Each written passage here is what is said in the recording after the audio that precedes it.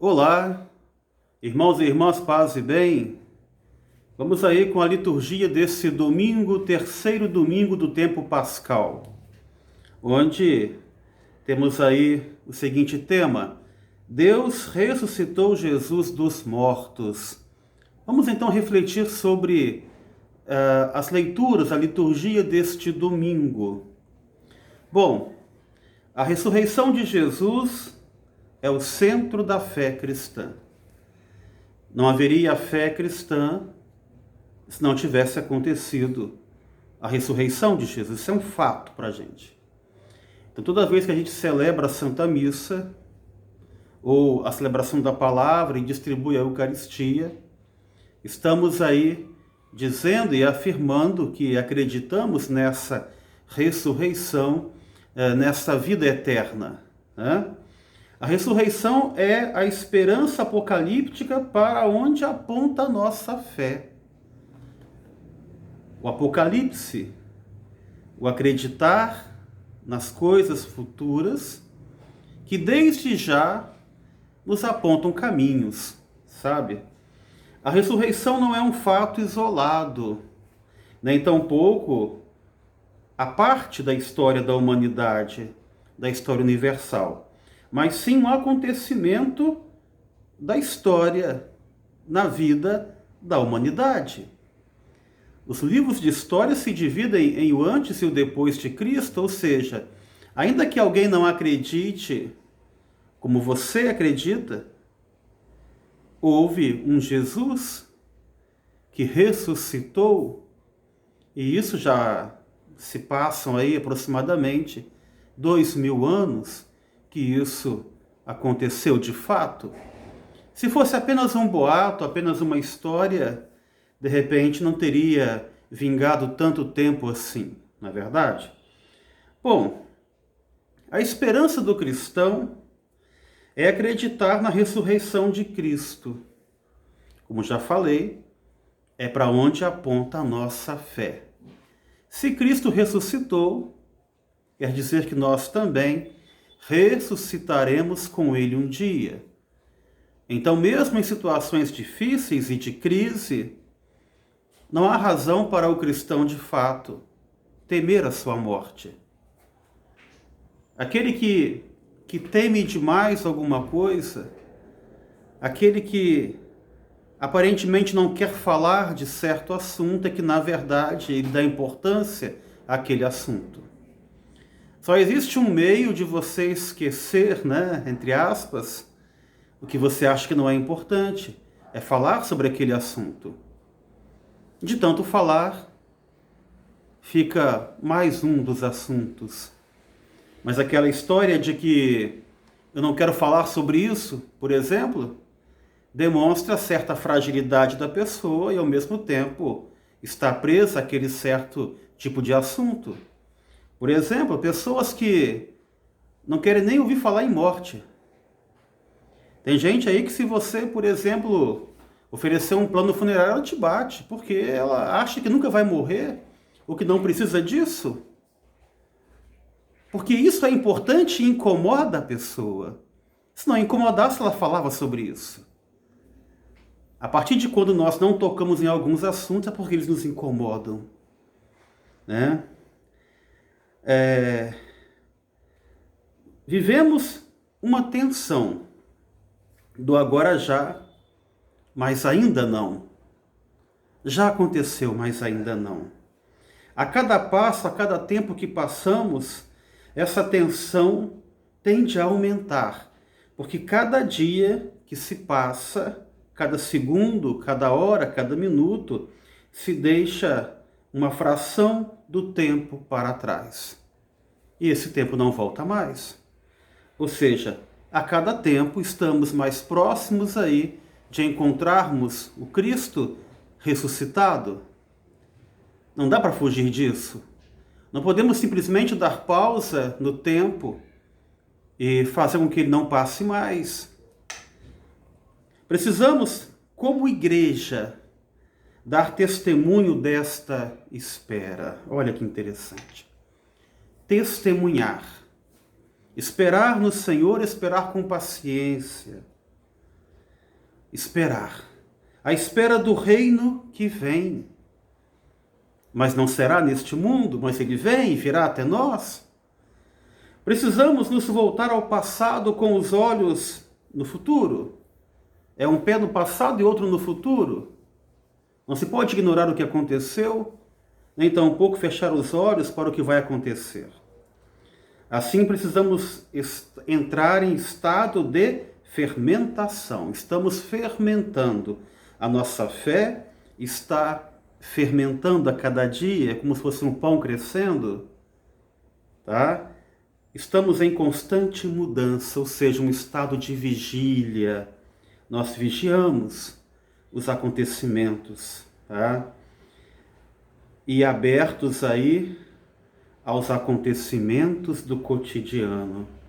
Um pé no passado, um pé no futuro, vigiando sempre, acreditando nesse Deus e ao mesmo tempo observando o que está acontecendo ao meu redor. Para que diante do que está acontecendo, nós possamos então testemunhar esse Cristo Jesus, o nosso Senhor. Propondo ao homem a libertação integral do pecado, passando da morte para a vida. Essa é a nossa fé. Nós precisamos testemunhar essa salvação, essa ressurreição. Testemunhar e dizer a todos que há um jeito de ser mais feliz, há um jeito de viver melhor, há um jeito de compreender o que está acontecendo sem que isso nos cause tanto sofrimento assim. Qual é esse jeito? Acreditar em Jesus Cristo. Mas aí acreditar em Jesus Cristo não é apenas dizer que sabe que Ele existe. É diferente. E São João vai nos dizer qual é essa diferença. Indo para as leituras, a primeira leitura eu separei uma frase interessante. Jesus vive através da pregação e testemunho dos discípulos. Onde está Jesus? Está na sua pregação e no seu testemunho de vida.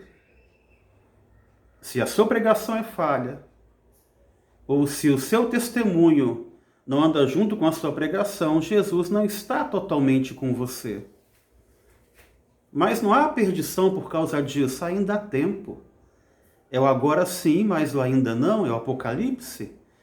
É o que nós chamamos de escatologia, essa tensão. Ainda há tempo. Na segunda leitura, eu trouxe uma frase um pouco maior. Segundo João, conhecer a Jesus consiste em guardar os seus mandamentos. Não confunda em guardar os mandamentos com trancafiar num cofre. É o que muitos dizem, eu tenho Jesus no meu coração. E pronto. Basta isso, será? Quem disse que ele quer ficar preso no seu coração? Aprisionado ali? São desculpas que nós arranjamos para deixar de vivermos uma fé autêntica e pura. Ou seja, guardar significa praticar. Assim aquele que o conhece, o pratica amando e o ama praticando. O amor consiste em praticar o amor.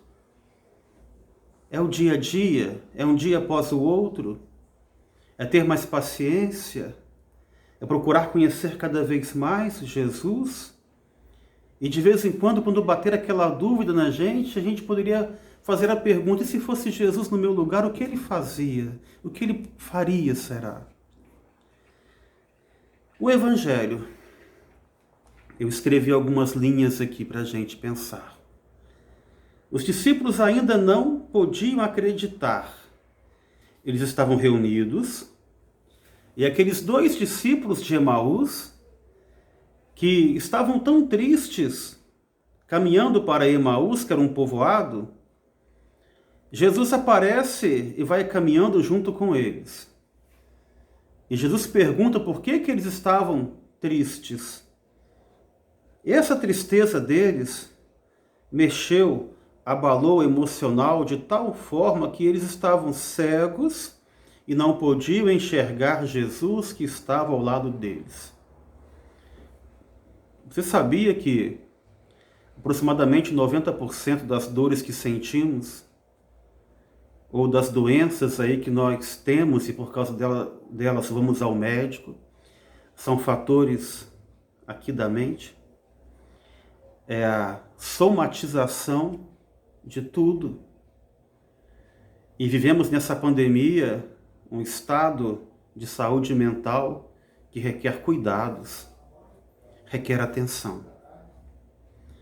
Então os discípulos de Emaús estavam tão tristes e de cabeça baixa que eles custaram a reconhecer Jesus. Mas depois que eles reconhecem Jesus, eles voltam, eles fazem o caminho de volta. Chegam onde os outros estavam reunidos e dão para eles a notícia boa que viram o Senhor. E antes que os outros também não acreditassem nas palavras dele, Jesus aparece mais uma vez, vai dizer assim: a paz esteja convosco, ou seja, a paz vai na frente. A nossa fala, a nossa postagem nas redes sociais tem que ser uma postagem que não quer o conflito, mas quer a paz. E como nós estamos vendo aí postagens em redes sociais que brigam com o outro, quer seja por causa de política, de ideologias, alguns querem a igreja fechada, outros querem a igreja aberta, alguns querem que o comércio feche, que o comércio abra, alguns tomam vacina, outros não querem tomar vacina, e tudo virou motivo de contenda, de briga. Precisamos vigiar. Eu, você, eu não me excluo dos que precisam vigiar também, para que não entremos em contenda com o outro. Porque Jesus anunciava paz, e essa paz nós também precisamos anunciar e vivê-la em nosso dia a dia. Mas quando Jesus aparece, naquele exato momento ali, eles também não conseguem acreditar. Estavam muito alegres, diferente dos de Emaús, triste, agora estavam alegres e ao mesmo tempo surpresos. Foram pegos de surpresa, ficaram sem ação. O estado emocional abalado, completamente abalado, porque aqueles que eles acreditavam tinham morrido na cruz. Então toda a esperança tinha acabado de repente, agora ele está ali no meio deles. É inacreditável. O milagre tinha acontecido. Isso causa uma alegria neles tão grande que eles demoram a acreditar. Aconteceu ali um desequilíbrio emocional muito grande, sabe? Um estado de emoção grandíssimo.